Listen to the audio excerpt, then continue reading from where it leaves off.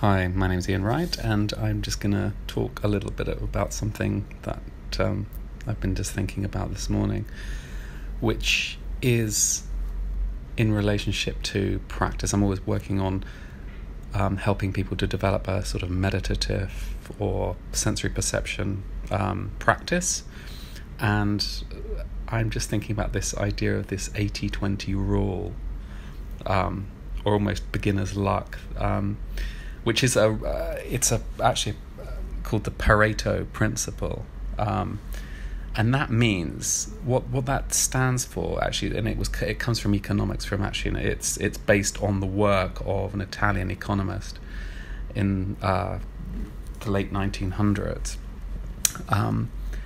and what he discovered was 80% of the effects of an effect will come from about 20% of the cause. Actually, he linked this up to land ownership. 80% of the land he found in Italy was owned by 20% of the population. This idea has been brought into lots of different areas, and I found I was reading some book actually this morning, and I just started to think about it a little bit. For example, in occupational health, they found that 20% of hazards in the workplace cause 80% of injuries. So it's focusing on those areas that are the problem that can actually do a lot of good. In sports, they've used these in certainly in performance training. This idea that there's a 20% of exercises will give you 80% of the impact, and that made me think a little bit. It's also been used in healthcare. Say, for example, they found that 20% of patients actually take up 80% of resources. But it just made me think about this idea of starting practice, and this idea of the first 20% of effort one puts in, giving the idea of an 80% effect. Now, I don't know if that's true or not, but it made me think of the idea of the beginner's mind.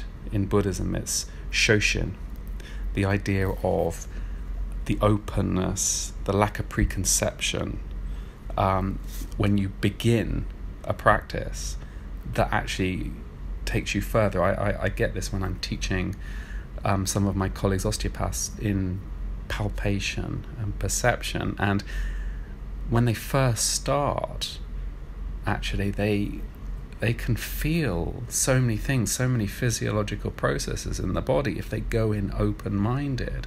But once they start applying theory and thinking, they lose it. They lose their sensory ability. It's amazing. So you actually have to come back to this kind of place, this beginning place, to open up your sensory awareness. I mean, Suzuki, a famous Zen Buddhist, would talk about, in a beginner's mind, there are many possibilities, but in an expert's mind, there are few, which makes some sense to me. For me, it brings in the idea of intention. So in my practice as an osteopath, I use very gentle hands-on techniques with minimal. If I use maximal force, the effects and the results will be minimum. But if you are very gentle when you use minimum intention, you get maximum effect. So less is more, that whole idea of less is more, and I wonder how that connects up. It's just a thought process really here.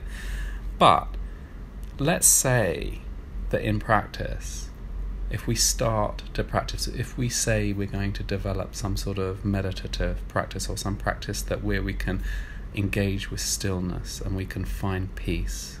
In Buddhism, there's the idea of flashing on enlightenment. So you're not trying to gain enlightenment, you realize it's already there. It's a moment, and you can feel it straight away.